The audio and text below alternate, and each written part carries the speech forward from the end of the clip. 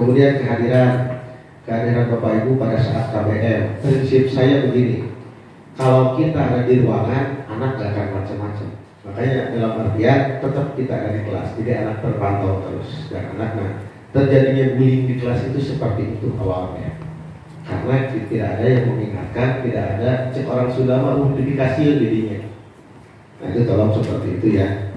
Jadi kehadiran di dalam kelas kalau diingatkan kembali, dan saya tidak akan memerintahkan karena itu sudah jadi tugas masing-masing. Cuma saya mengingatkan dan menghimbau saja. Kemudian dalam kegiatan pembiasaan ini adalah pelajaran juga.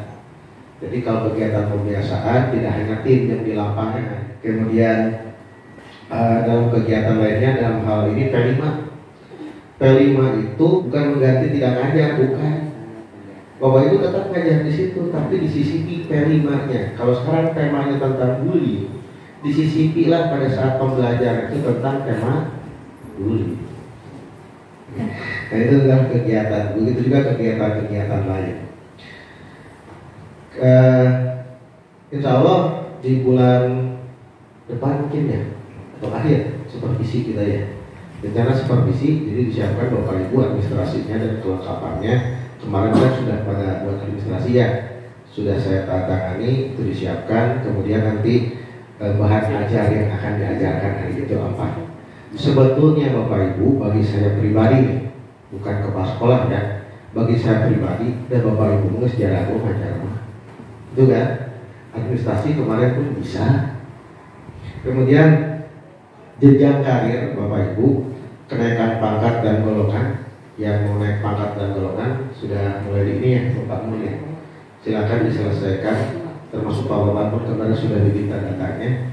Kemudian pengajuan tanda penghargaan. Hari ini Pak Mul ke dinas ya, ada rapat semua TU. Kata saya Pak Mul tolong tanyakan masalah pemberian penghargaan untuk ASF Satya Lencana 5 tahun, 10 tahun, 20 tahun. Kemudian saya sarankan Bapak Ibu dalam hal ini, terutama yang masih muda-muda, untuk mengikuti kegiatan atau program guru penggerak. Ya, jangan takut, ikut. Ya di sini sudah ada 2 orang ya, Pak Ridwan dengan Bu Ajeng. Yang lain silakan diikuti. Kemudian juga bagi yang honor atau yang lain yang belum sertifikasi, ikuti program PPD Pak Indra dulu ya. Tinggal menunggu Pak Indra ya. Sudah aman? Kayaknya sih aman. Kayaknya sih insya Allah lah Pak Indra sudah masuk di sana. Kemudian saya ucapkan selamat kepada teman-teman honorer yang sudah lolos seleksi pertama ke P3K. Tinggal nunggu kartu peserta seleksi. Tinggal nunggu kartu peserta seleksi. Mudah-mudahan lulus semua. Masalah penempatan di mana saja yang penting sudah lulus. Itu untuk masalah kepegawaian. Kemudian yang honorer, kalau ada kesempatan lagi segera ya, yang belum beres kuliahnya segera selesaikan, karena waktu terus berjalan nanti terkikis Bu, kasihan ya, mumpung ada kesempatan dikejar. Kemudian persiapan akreditasi ini 2024, kalau secara hitungan memang kita dapat akreditasi, tapi entah apakah otomatis, apakah visitasi, kita tidak tahu. Yang penting kita nyiapkan dari sekarang, SK-nya sudah ya, nanti silakan per bidang mulai bekerja dari sekarang. Progresnya nanti akan dilihat apa saja yang sudah disiapkan, apa saja yang tidak ada, karena di akreditasi itu tidak kerja kelompok tapi kerja bareng-bareng, karena saling berkaitan antara satu bidang dengan bidang yang lain. Jadi pada saat waktunya kita nggak ribet lagi, kebutuhannya apa nanti disampaikan. Mungkin akan tidak dapat khusus ya, ya dapat khusus masalah akreditasi. Nah kemudian berikutnya tadi mulai kesadaran sudah. Nah kemudian tolong rekan-rekan memposisikan diri. Saya sebagai pemimpin ya tugas saya memanage. Kalau kemarin sekolah memanage kan, memanage keuangan, memanage kinerja, memanage KPM dan sebagainya. Walaupun saya tidak bisa sendiri, makanya dibantu oleh teman-teman yang ada di kiri kanan saya. Nah begitu juga yang PNS, yang P3K, yang honorer, itu semua keluarga besar kita. Tetapi tentunya di sana ada batasan-batasan tertentu kan. ASN sampai sejauh mana, P3K sejauh mana, honorer sejauh mana. Dalam artian bukan mengkotak-kotakan, bukan mengecil-ngecilkan, tapi jangan sampai terjadi sirah, kata ngaliwatan sirah gitu. Paham nggak? Ya. Paham nggak? Ya. Coba kata ngaliwatan sirah tadi, pantas tuh. Nah itu nilai kepatutan saya. Jadi tetap di sana ada bahasa cek orang Sunda mah bahasa mah kudu mulik, tapi minimal aya pembacaan. Kemudian tadi selama 2 bulan ini saya merangkum beberapa poin, enggak Bu? Terutama masalah lingkungan sedikit-sedikit sudah sedikit-sedikit kita rubah, kita perbaiki. Kedepannya insya Allah semua rapi, termasuk posisi-posisi ruangan. Memang saya pas datang tadi sama kulit ruangan tembak.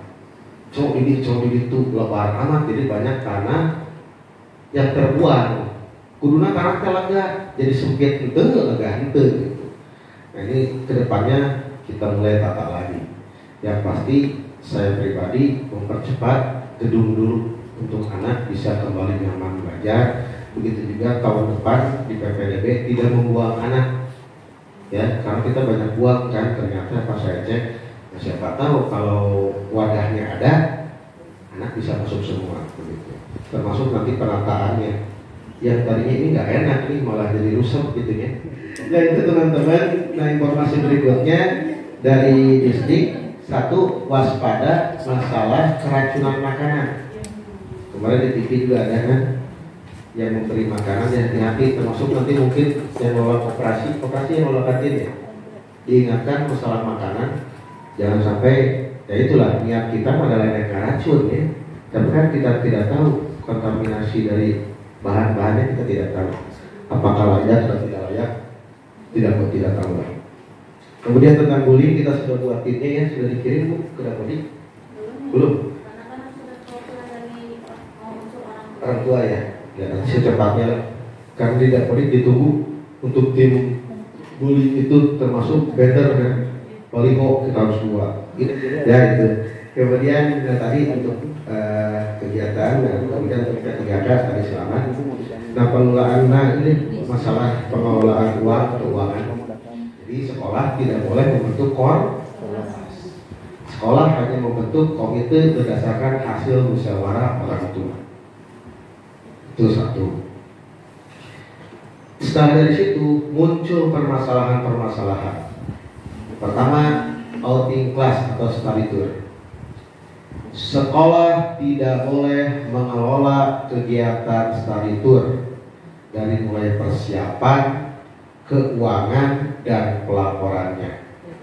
Pak, gimana kan kita ada programnya? Programnya silakan buat, ajukan ke komite. Yang melaksanakan siapa? Komite. Kita tinggal berangkat, draftnya dari kita.